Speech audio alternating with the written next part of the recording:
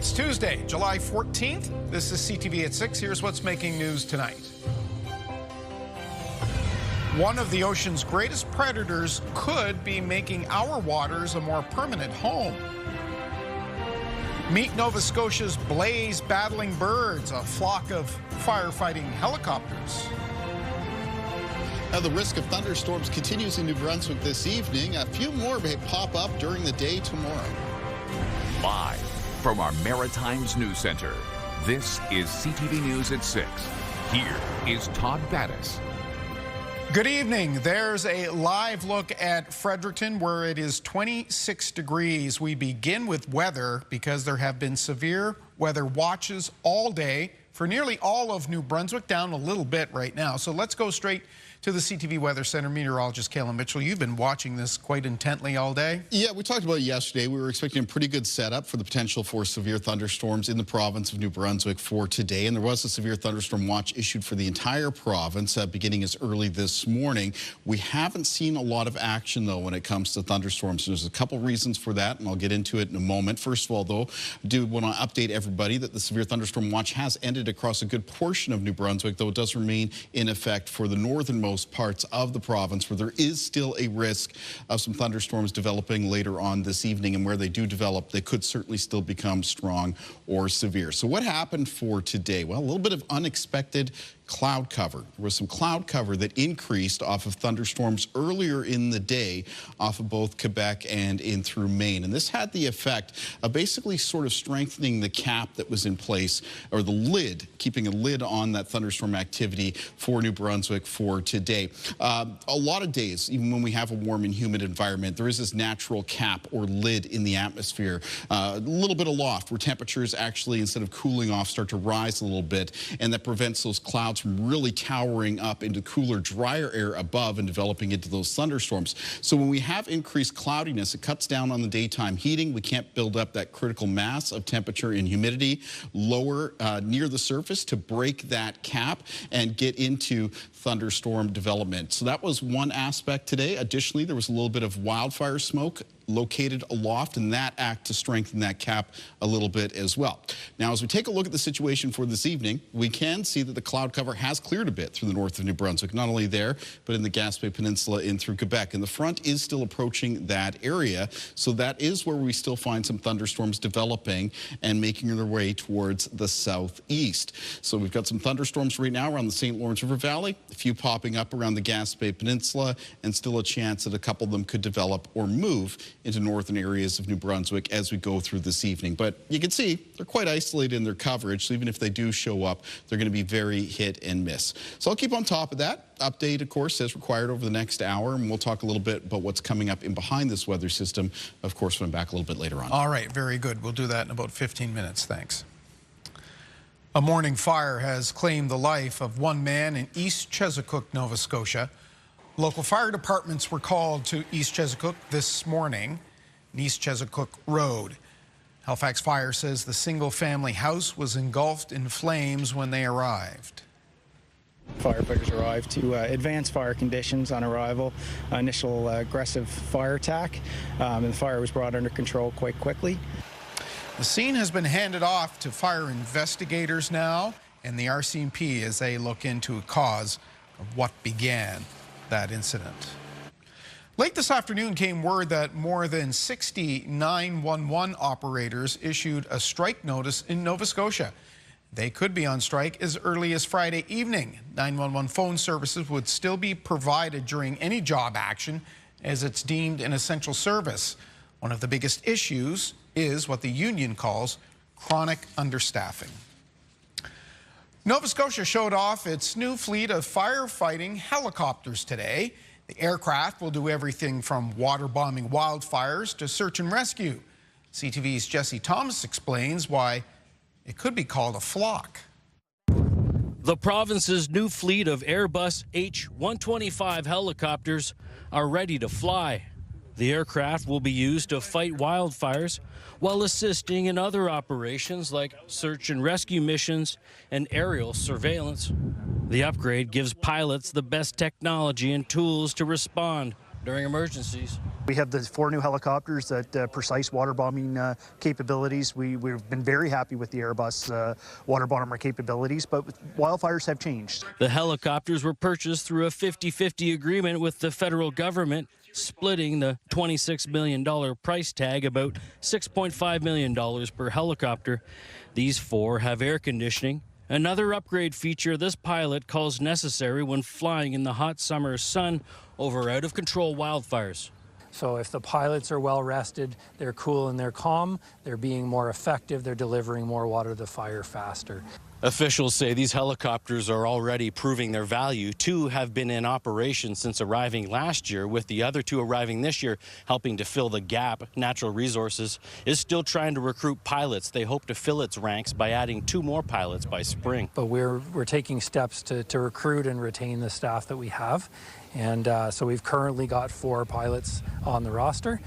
And these water bombing helicopters all have names. A contest was held with more than 10,000 submissions. They're appropriately named Eagle, Osprey, Hawk, and Falcon. Jesse Thomas, CTV News, Shubenacadie, Nova Scotia. And you can read more about the flock of firefighting birds at our website, ctvnewsatlantic.ca.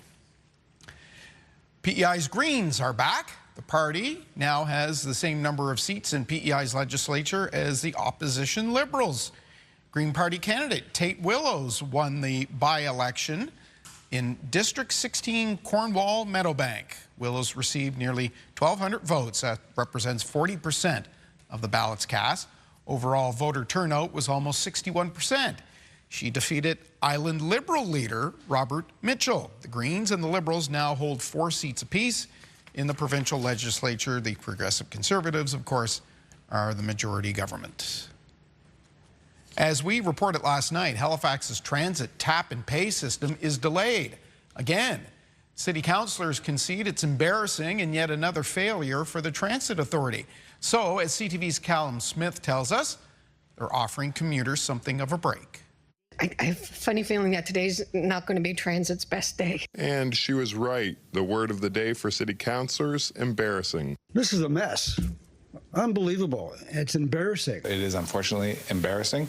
This work should have started a decade ago. That's how Halifax councillors responded to the fact that rolling out tap to pay for city buses is delayed by 3 months. It was to roll out in September to coincide with a 25-cent fare hike, but that can't happen until December 21st. So today, council unanimously supported the mayor's motion to postpone the rate hike until then also. The loss of revenue in that time will be nearly $290,000. This isn't just embarrassing. I think it's financially very, very damaging as well.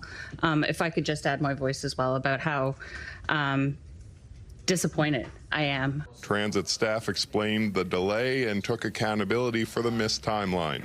The reason for the delay is certification for debit payments. And a misunderstanding between what the vendor had to do and when it could be delivered. I misjudged the timelines based on the information that I had when I came to council and started agreeing and saying that we could move forward with a fare increase with the assumption that we would have enhancements. So that's on me. Councillor Sam Austin reminded other councillors about this long-standing battle. Before we get too upset about a 3-month delay, this has been delayed time and time and time again. But that was of no solace to his Dartmouth counterpart. It's embarrassing, to be honest. We have such a great city, but here we are with transit. We're trying to encourage people to take transit, but yet we cause these obstacles. December? Gotta be kidding.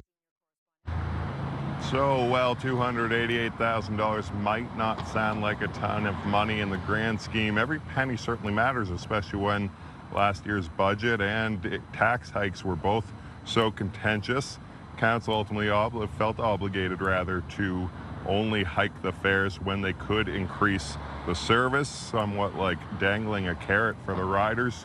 So again, Todd, those fare increases to $3.25 will take effect December 21st, just in time for the holidays. Okay, dangling a carrot, but I don't know how that's going to taste for riders, hey? They're going to have to wait till another few months yet.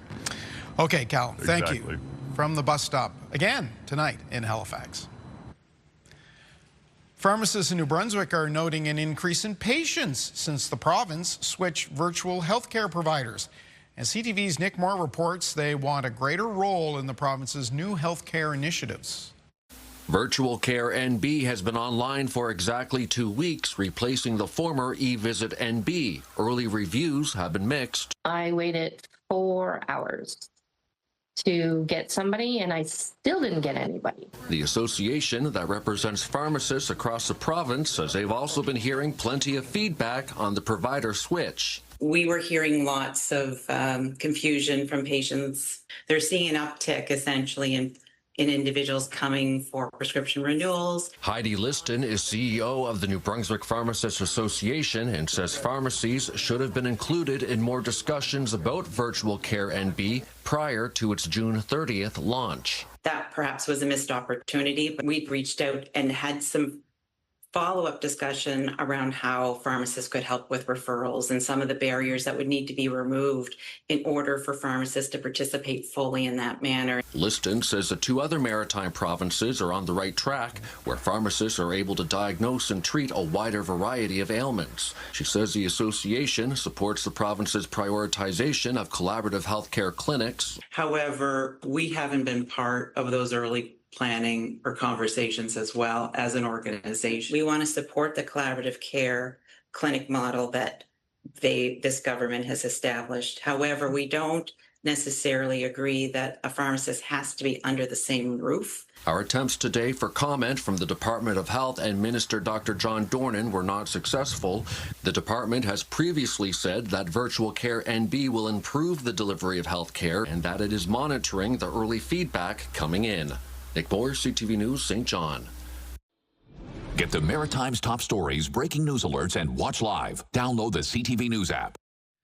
Now to an unusual notice from police. RCMP and Moncton are informing the public about an outdoor theater production, specifically that stage weapons are part of the show.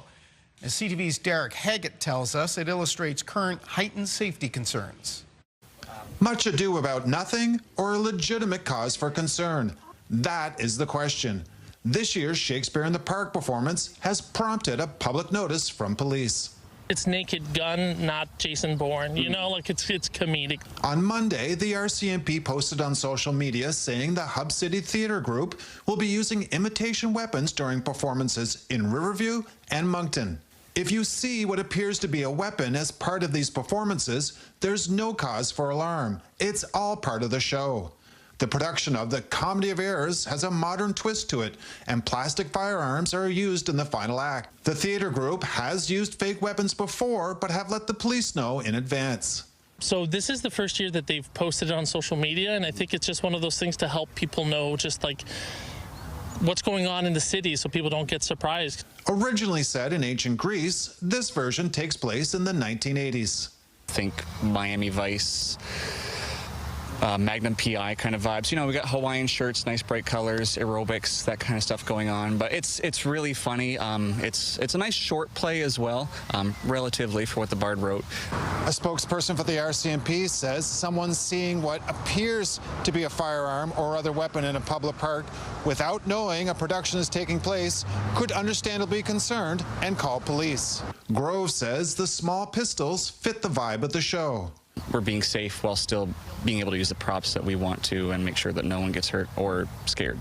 Police are calling the notice a proactive measure to reduce avoidable service calls. Derek Haggett, CTV News, Riverview, New Brunswick. May not be anything to get overly excited about, but in real estate, it's the first break buyers have seen in a long time. New numbers show home prices in the region's largest city have dipped, but will it last? CTV's Jonathan McGinnis has details. It was just sold last week after about 53 days on the market. That's a little longer than most homes in the Halifax area these days. If a property is priced appropriately and it's priced in line with where the market should be, they are selling relatively quickly. Average days on market right now in Halifax, Dartmouth is about 42 days.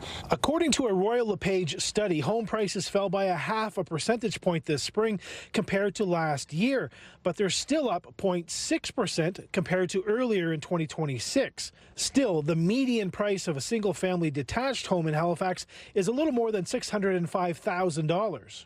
Today, there is inventory choice out there. The market is what I would describe as fairly balanced right now. There's an available inventory. There's not too much. The key to a timely transaction, according to the president of Royal LePage Atlantic, is appropriate pricing.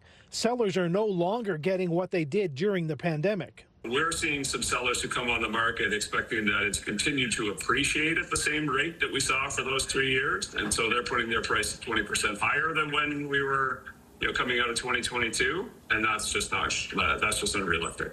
It's not just houses that have seen a price dip.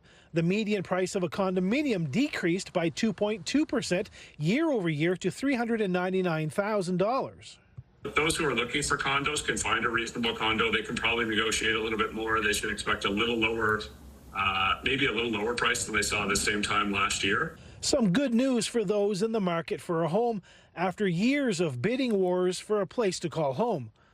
Royal LePage is forecasting a bit of a rebound in house prices. They're predicting the aggregate price of a house in Halifax will increase by 4% in the final quarter of 2026, and that's compared to the same quarter last year. Todd. Thank you, John, in Bedford, Nova Scotia for us. Strawberry season is wrapping up a little earlier than hoped. Now it's blueberry growers nervously eyeing their fields while the crop won't be devastated like last year. As CTV's Hafsa Arif learned, they need rain. From one end of the farm to the other, the season unfolds in rows. Strawberries stretch across one field, wild blueberries cover the next, and rhubarb grows just beyond. But what the color growers are waiting for hasn't arrived yet. The weather's been good for wild blueberries so far, but we do need, a few rains before the next, before the crop starts to harvest. We got a little rain there on the weekend, which was great. We really need 2 or 3 more rain. It also depends on where you look. Blueberry fields on higher grounds are shaping up well, while lower-lying land is still feeling the effects of last year's dry condition. The land that's on low lying, it's definitely a reduction in crop, probably 60 to 80% of a normal crop. Other crops are faring better. Rhubarb harvest wrapped up after a slow start caused by cool spring temperatures, and cranberries are seeing favorable growing conditions. While farmers keep one eye on the weather, the province is spending on what happens after harvest. So we're looking to invest in transformative projects that are really going to have a large impact on the provincial economy. The facility here is already seeing new equipment and plans to expand. These upgrades are expecting to keep production moving longer, faster, and into new markets. We've actually been able to add on to our IQF tunnel so that we can run it 7 days a week without shutting it off. We're going to be able to implement another laser sorter so that we can pack directly into packaging to go ship wherever the customer wants it shipped to. Millen anticipates this will create jobs and hopes more money is put in processing so farmers can grow more. In the meantime, with harvest just weeks away, the biggest thing standing between this year's crop and the finish line is the next rainfall. Hafsa Arif, CTV News, DeBert. To another industry, it's early yet, but initial indications are this is turning out to be a banner tourism season. They're convinced of that in St. Andrews by the Sea, where hotel rooms are booked and streets are full of out-of-province license plates. CTV's Avery McRae is there. The summer season brings just about everyone to this seaside community. That includes this family from Connecticut, who for some marks their first time in another country. It's been so much fun. We were just visiting Maine with my friends, and so far it's been very fun. Anytime we come up, we always make it a point to come to St. Andrews. The New Brunswick tourist town sees hundreds of thousands of visitors every summer. And judging by the license plates around town, they come from just about everywhere. We get lots from the driving states and some from even what I wouldn't call the driving states. Of course, the Maritimes, they're quite frequently here, which we appreciate, and all over Canada. Whether they are staying at the iconic red-roofed Algonquin Resort or checking out one of the many historic sites in town like Minister's Island, the early numbers are trending towards a big summer. We were up in May, 14% over last year. If you combine May and June, we were actually up 22% over last year. The feeling is shared along Water Street, where restaurants are seeing an influx of travelers not seen in years. I've been here for 4 summers. This is our busiest summer by far, but it's great. Like, we love how busy it's been, and it's wonderful. Even one of the town's main draws, whale watching tours, are also as busy as ever. And it's not only from people out of province. Locals come down too. We have people from Fredericton and St. John that say they haven't been, some have never been to St. Andrews, and then others haven't been in years. Local Chamber of Commerce President Les Knight says businesses have just a few months to make their year here, and among the town's biggest clientele are American tourists, who haven't paused their plans amid a trade war. They haven't stopped coming. I think it's actually getting better, especially after last year and the tariffs. It really brought the Americans that want to support Canada back up here for sure. Which means even on a Tuesday, the tourist town is thriving. Ava McRae, CTV News, St. Andrews, New Brunswick. And we welcome them all. All right, time for a commercial break. Still ahead tonight, meteorologist Kaylin Mitchell has the forecast. But next, more visitors. Are great white sharks spending more time in the Maritimes? Where I am happens to be a place the great white sharks like to frequent, and so I enjoy filming them sort of as a hobby. We've got some spectacular new footage taken on the weekend. We'll show that to you next.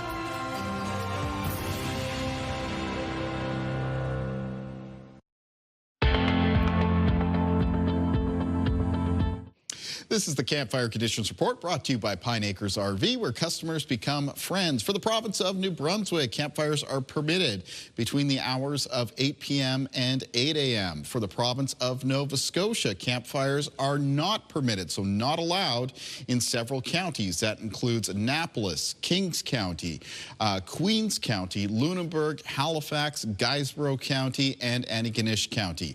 Other parts of the province are allowed to have campfires between 7 p.m. and 8 a.m. And for the province of Prince Edward Island, campfires are permitted, but no domestic brush burning is allowed in either Prince or Queens County. In Kings County, brush burning is permitted between 8 p.m. and 8 a.m. The next update to these provincial restrictions will be at 2 p.m. on July 15th.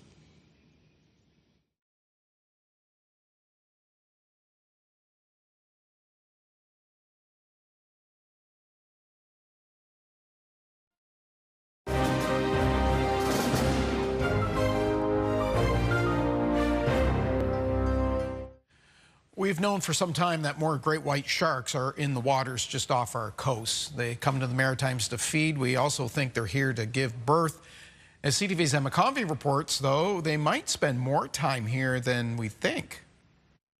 2 great white sharks were spotted swimming 800 meters from the shore near Rizzers Beach this past weekend. Where I am happens to be a place the great white sharks like to frequent, and so I enjoy filming them sort of as a hobby. For 5 years, Alex de Saint Sardos has been filming great whites and says weather and visibility make for short seasons of sightings, but still captures up to 10 every summer. Usually they're just sort of swimming in circles or hanging around. Sometimes they're, going from A to B.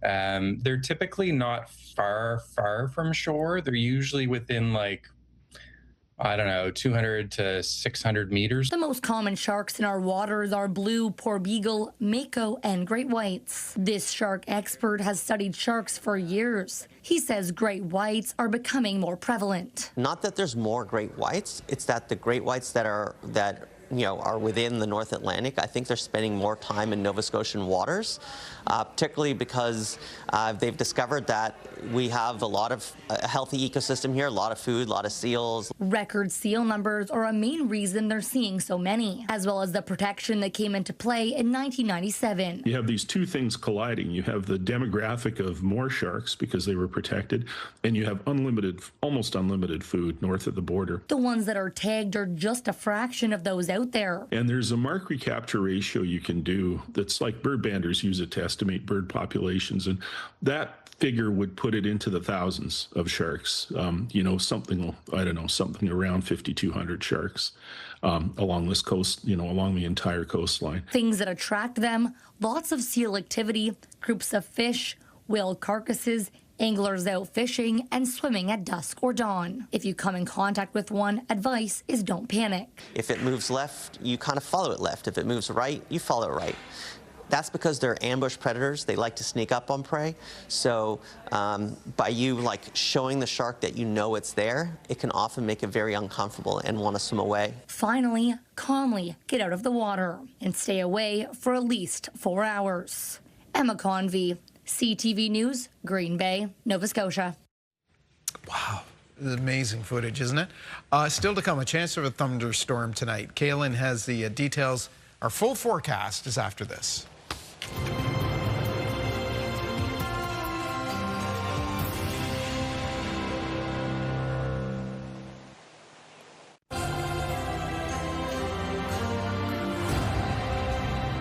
Okay, the camera's zipping around. We thought we would get a shot of Edmundston for you because, Kayla Mitchell, we talked about this at the start of the broadcast. This is one of those areas that's still under a severe weather watch. That's right. So severe thunderstorm watch is still in place across northern areas of New Brunswick. They have ended for the remainder of that province. We are going to start by taking a look at a satellite and radar picture of basically what's coming across parts of the Gaspé Peninsula towards that area of the Maritimes.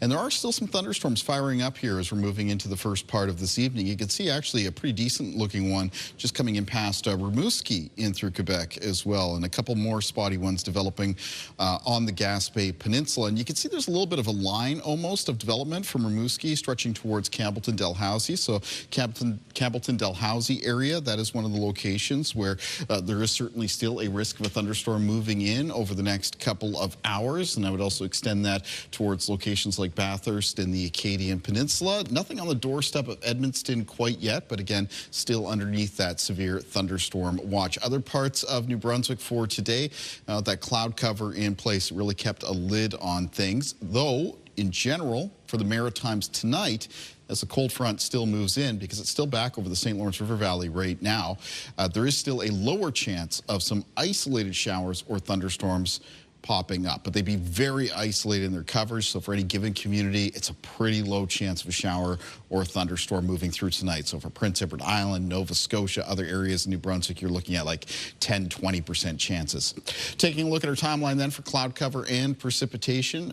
For other conditions for tonight, it is going to be a mild, muggy night for the Maritimes. There'll be some fog patches around. Those will be around first thing tomorrow morning. The fog will be dissipating. And then for tomorrow afternoon, it's more of a typical chance for some pop-up showers or a couple pop-up thunderstorms for us in the region. There's a little bit of cooler, drier air sitting aloft, but we're going to have a good deal of daytime heating. There's going to be some warm temperatures for tomorrow. So that combination will just give us a low chance of something popping up here and there around the Maritimes as we move through the late afternoon into the first part of the evening. But again, we're looking at pretty low chances for any specific community, about a 20 or 30% chance. Taking a look at winds in the forecast, they change direction as that front moves in and through. They're going to become more westerly as we head through tonight and for tomorrow. And in the afternoon, there'll be some gusts between 20 and 40 kilometers per hour. Eventually, this is going to be bringing in some less humid air really falling, or humidity really falling for the Maritimes as we move into the end of this week. We'll see that in a moment. Here's a look at the temperatures for tonight, though. You can see very mild. Most lows not expected to be much cooler than around 16 to 20 degrees. Northern areas of New Brunswick, getting onto the other side of that front first, we'll have some lows between about 13 and 16. Highs for tomorrow in the north of New Brunswick between 24 and 27, and with central and southern parts of that province with high temperatures tomorrow, mostly around the mid to high 20s, including around the Bay of Fundy coastline because that wind won't be as onshore as it was today, so 28 there for St. John. Prince Edward Island for tomorrow with high temperatures of 24 to 26 degrees, west winds 20 gusting to 40 kilometers per hour, low chance of a pop-up shower or thunderstorm late in the day, as there will be for Nova Scotia. Eastern areas of Nova Scotia, there is a chance of a few showers around first thing in the morning as well. I should mention that. Most of the high temperatures 24 to 27 degrees, a little bit cooler in Inverness County and Cape Breton, there low 20s. 27 for Amherst for tomorrow, and for Truro, 27 degrees for Halifax and Dartmouth. Lunenburg with a high temperature near 26. The Annapolis Valley tomorrow with high temperatures near 28 degrees and very warm around the south shore of Nova Scotia, 28 for Liverpool and Shelburne, and then a little bit more moderate for coastal areas right in the southwest. So Yarmouth and Barrington right around 23. Here's the humidity outlook through the end of this week. So it did rise a little bit. Certainly you're feeling a little bit more mugginess in the air around today for the Maritimes, but you can see it really falls off as we head towards the end of the week before maybe humidity starts to climb a little bit again towards the end of the weekend. Taking a look at our 7-day forecast then for New Brunswick. It's a low chance, a couple pop-up showers over the next couple of days. Friday, though, looking very sunny. A mix of sun and cloud for Saturday. After that, a chance of showers on Sunday. Sunshine to get next week started, and then a chance of showers on Tuesday. For Nova Scotia in the forecast, low chance of some pop-up showers next few days. Friday's a little bit cooler, accompanying that less humid air in place. But temperatures warm back up on Saturday, the mix of sun and cloud. Chance of showers on Sunday, Sunday on Monday, and a chance of showers on Tuesday of next week. And for Prince Edward Island in the forecast, low chance of pop-up showers both Wednesday and Thursday. And then Friday, a little bit cooler, highs near 18, but up to 24 on Saturday with some sunshine. Chance of showers after that on Sunday, mix of sun and cloud on Monday, and a chance of showers on Tuesday of next week. Todd. Nice week for all those people who are visiting. That's right. We talked about earlier. Thank you. We'll see you at the end of the show, Kaylin. Next, the truth is out there. We'll speak with the author of a new book about UFOs in Canada. Stay with us.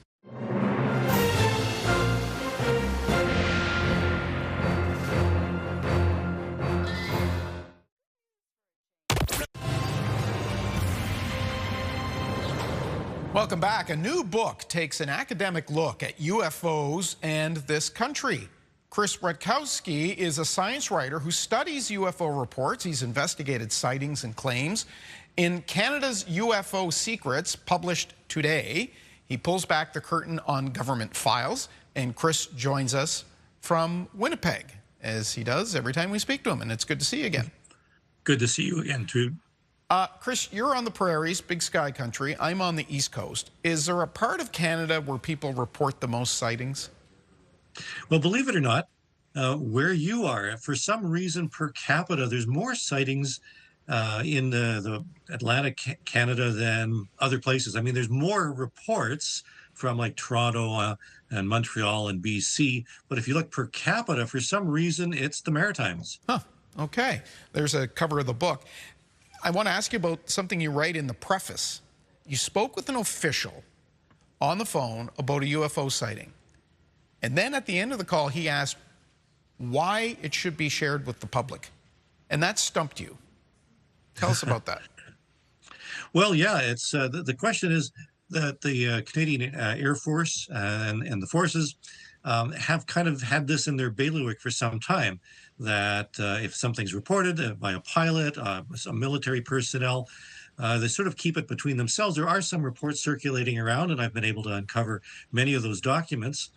But for some reason, I was referred to by some of the military observers, and it's because I've been studying this for so long that it was sort of taken for granted that my legitimate study is a way of understanding things and used by the military in some of their preparations. In fact, a briefing to Canada's Minister of National Defence referred to my work as, part of an important study that's going on in Canada. So the idea is that, Canada is not the lagging behind that you would imagine compared to the United States. And it's important that we get the information out to the public because we need to know exactly what's going on. It's a safety concern. It could be a security concern. Right. And, every year there's more than 1,000 reports in Canada from coast to coast to coast. So something is going on, and I think it's worthwhile to take a scientific look at it. Yeah, 1,000. Boy, that's amazing. What's the reaction when you reach out to individuals? You said you're well known within government circles, but how is it regarded as a discipline, and are people willing to give up what they know? Well, as a matter of fact, the scientific community is taking this much more seriously. There's actually a scientific conference on UFOs, or UAP as they tend to be called now, in Toronto coming up next week that I'm a part of. But I get reports all the time. In fact, on my Canadian UFO survey page, people are reporting UFO sightings to us. As a matter of fact, just today I received 2 cases from the Maritimes, one from last night from Mount Tom or New Glasgow area, and from the night before from Moncton, that somebody had seen a unusual light moving in the sky. In fact, the one at Mount Tom was a triangular object with flashing lights that was moving slowly towards the northeast. So reports are coming in all the time. People want to know what's going on, and I think they deserve to know what's going on. Wow, that's amazing. Last night. I think it's fair to say we get most of our UFO stories, our lore, our sort of thinking from media and Hollywood. Most of it comes from the States. Is the Canadian experience any different? As a matter of fact, it is. In fact, the United States is keeping things rather close to their chest. Despite the fact you tend to hear a lot more about the Pentagon releasing documents and videos and so forth, Canada actually has many more reports. We have something like 25,000 just in Canada just over the past 35 years or so. And we've got many, many thousands of documents that have been released through Access Information. Library and Archives Canada has many of them, and we've been able to find many cases ourselves. In fact, that thing, whatever it was that was shot down by the Americans in the Yukon in 2023, we found something like 500 pages of documentation regarding the process and what was involved in that, but yet a single page has yet to be produced by the Americans, and they were the ones who shot it down. Well, this would make sense, perhaps, given the numbers that you were just citing. But based on polling, Canadians, it would seem, are believers. Indeed. In fact, 10% of all Canadians believe they've seen a UFO. And something like about half of all Canadians think that the government has more information than they're releasing. So, you know, it's a topic that is, you know, very interesting to most people. It makes for great reading, Chris. The book is published today. It'll be on store shelves soon, Canada's UFO Secrets. Congratulations again, and thank you for taking some time for us tonight. Thank you. All right, we're going to make this our CTV web poll this evening, and we are asking, do you think you've ever seen a UFO? And for what Chris was saying, maybe a lot of you have. The options are yes or no. We'd like to hear from you at ctvnewsatlantic.ca. We'll be right back.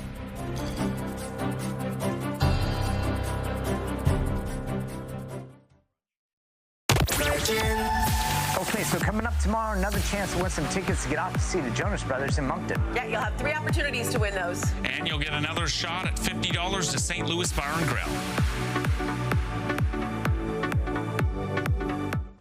Health news now. While researchers around sports and brain impacts have been focusing on American football, soccer players face risks as well, as CTV's Amanda Debison tells us in tonight's issue of The Lifeline. A new study shows soccer potentially could affect long-term brain health. It looked at retired professional players in midlife using questionnaires, clinical assessments, and brain scans. The researchers say they found no impacts on cognition, but they say participants did have lower gray matter in certain brain regions. That's compared to people who hadn't played contact sports. The regions include those affecting memory, decision-making, attention, and emotional regulation.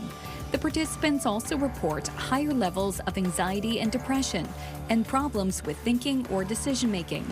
The lead author says the study shows correlation, not necessarily causation. Finally, have you heard of tan maxing? Social media is filled with videos of the trend, which pushes people to do whatever it takes to get as tan as possible, including tanning beds or laying out in the sun without sunscreen. It's alarming to doctors who are warning people against the dangerous behavior. Even if you're not getting a sunburn, that sun damage is still accumulating over time, and that can predispose to skin cancer. Dermatologists are alarmed by the trend because it's well documented that prolonged exposure to the sun can cause skin cancer. Health Canada advises that there is no such thing as a safe or healthy tan. With Health and Medical News, I'm Amanda Debison for The Lifeline.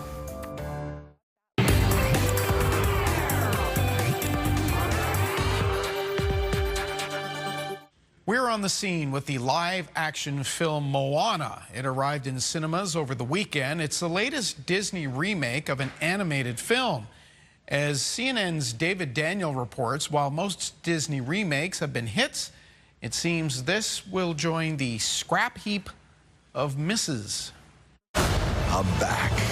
The live-action Moana may be the latest Disney film, but in one sense, it's nothing new. The studio has been mining its animation library for more than 30 years. I worship fur. Put them in a bag. I'll take them with me now. The puppies are not for sale. Glenn Close channeled Cruella de Vil for 101 Dalmatians in 1996. You're absolutely Alice. I'd know you anywhere. You're all late for tea! Tim Burton tried his hand at updating 1951's Alice in Wonderland in 2010. Lily James wore the glass slippers of Cinderella in 2015, 65 years after the release of the animated classic. The jungle is no longer safe for you. But this is my home. Jon Favreau combined live action and photorealistic animation for 2016's The Jungle Book. It was the second remake of the 1967 animated film. The first was in 1994. Have you really read every one of these books? Some of them are in Greek. The live-action translation of Beauty and the Beast came in 2017. The 1991 original was the first animated film nominated for the Best Picture Oscar.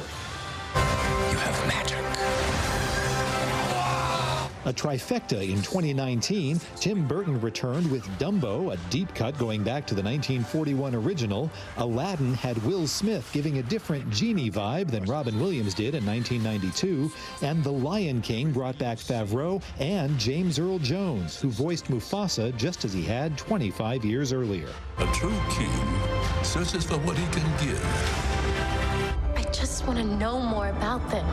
2023's The Little Mermaid did its best to duplicate the much-loved 1989 original, and 2025 brought a hit and a miss. Snow White, based on the 1937 classic, fizzled. He's so cute and fluffy. He is your responsibility. Got it. We promise. Yeah. But Lilo and Stitch sizzled, becoming the fifth live-action remake to top $1 billion worldwide. In Hollywood, I'm David Daniel.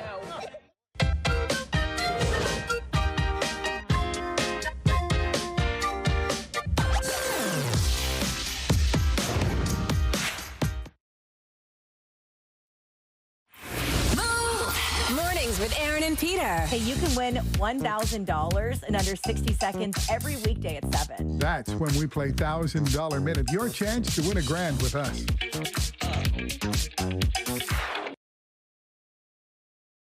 Look at how the markets closed today. We begin on Bay Street, where the TSX closed the trading day up 68 points. Meanwhile, in New York, the Dow Jones ended the day relatively flat, just 10 points or so to the good.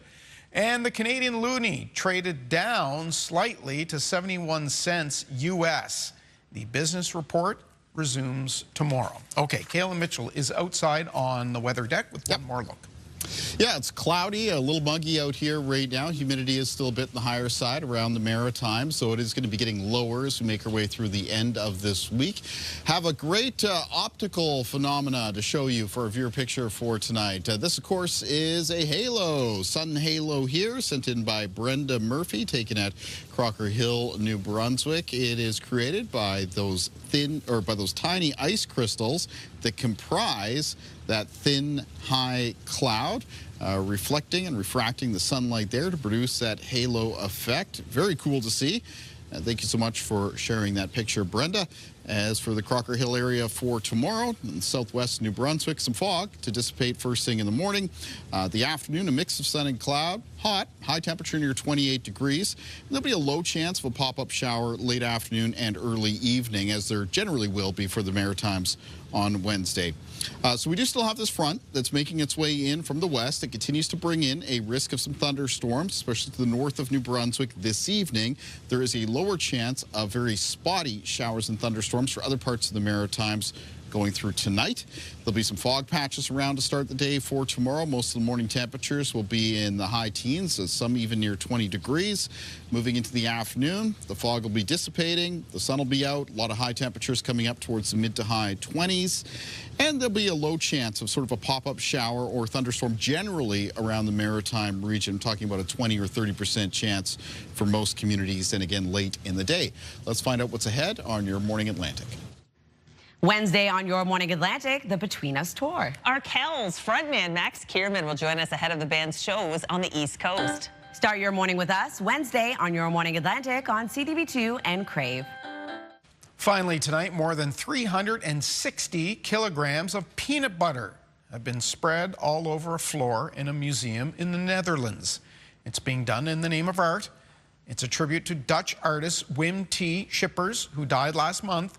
He first created the peanut butter floor in 1969, part of his floor covering series, which included floors covered with glass shards and salt.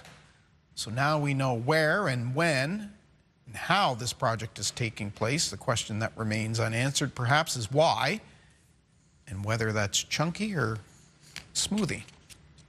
That's our look at the day here at home. Bruce Frisco is here with an update at 11:30. The app and the web have news anytime. We're back on CTV2 tomorrow night at 6. I'm Todd Battis. Have a good night.